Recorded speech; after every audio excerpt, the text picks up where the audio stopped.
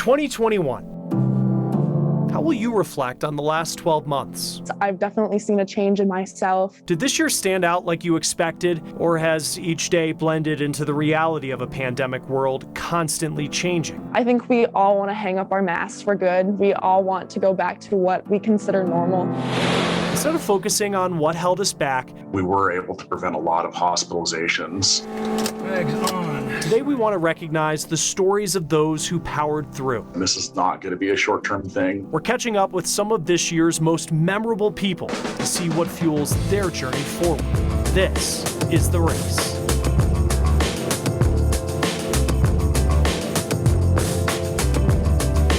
Welcome to The Race. I'm Chris Stewart. Each week, we travel the country and we hope to bring you stories that help you build a better perspective on issues that are going on in cities and towns. This week, we check in with people who we met along the way this past year. We start with a football coach in Arizona who nearly lost his life to COVID-19, but this fall returned to the sidelines. I got you. Can you hear me? Oh, hey, Coach. I got you. How you doing, bud? Can you hear me? Yeah. Yes, sir. To understand why it's not overdramatic to say the ability to speak with Russell Stryker today is miraculous, you need to look to where he was a little more than a year ago. There's no medical explanation to why I'm not dead. In September of 2020, COVID-19 put him in the hospital. He was in a medically induced coma for 72 days. We met him shortly after he returned home in February of this year. He was down 50 pounds and relied on a walker as he worked through the grind of rehab. What was the whole process like since the last time I saw you? You know, and then it just was a slow grind, you know, to get strength back. I'm probably health-wise, I feel great. Strength-wise, I'm probably 50% maybe still. You know, it's just long process, and I'm not getting any younger. For the 2020 season, the Kingman High School sideline felt empty with its head coach in the ICU. But for 2021, he was back. What was the first game like? Oh, man.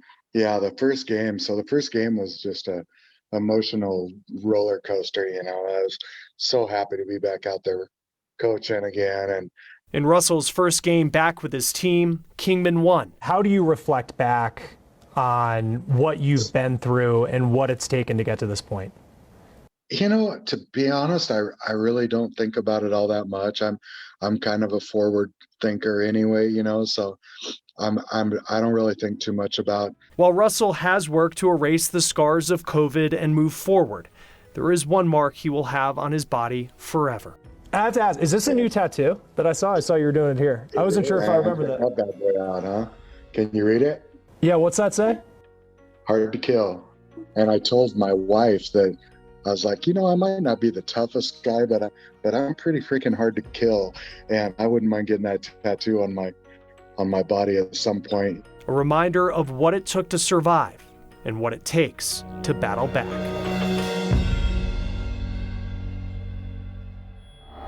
For any veteran, adjusting to civilian life can be full of obstacles. Vanessa Machanya caught up with a group of veterans who are finding purpose and helping those impacted by the recent tornadoes in Kentucky.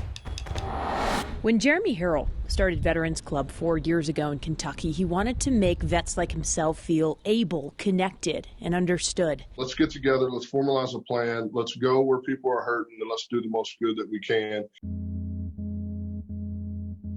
But the work he's put in to help 2,300 plus veterans is now radiating out into the greater community. This is really why we do what we do in these moments. It's not when things are okay.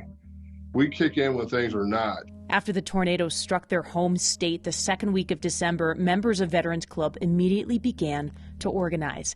They started making phone calls, got together hundreds of thousands of dollars of supplies, found flatbed trucks, and deployed a few hours away to the Mayfield, Kentucky area. By handing out supplies, helping rebuild, and being an ear to those who lost everything, it not only helped the victims of the storms, but it also helped the vets take advantage of their skills learned from the military.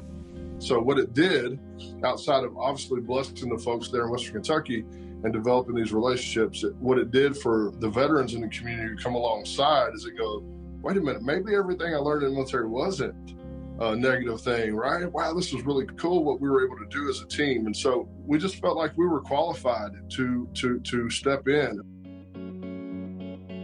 Stepping in is something Veterans Club has been doing since it was started by Jeremy 4 years ago.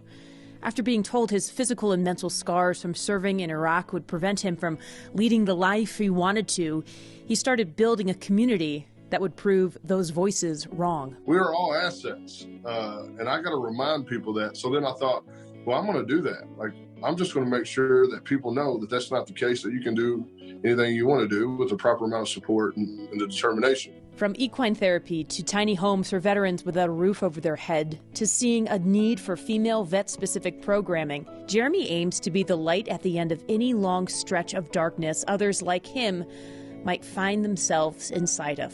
When you see that even the most negative experiences that you could ever go through, when you see that has built a level of resiliency in you that you can set in front of someone who's going through the same thing and say, look, I remember when I felt like you, but I'm telling you that this will pass.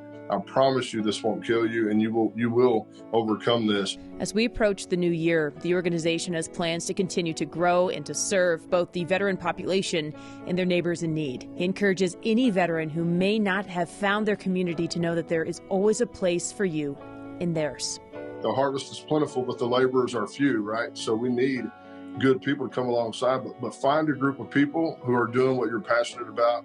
And all these things that have been holding you back and all the lies that you've been told about what you can and can't do, they will fall away. I'm Vanessa Mashania reporting. Students who sacrificed part of their summer to test classrooms for COVID safety are still at it. It pulls air from the back of the fan through the filters and clean air out through the top. But now they're expanding their work beyond their campus. We'll show you who's benefiting from their experiment with dry ice and fans. You're watching The Race.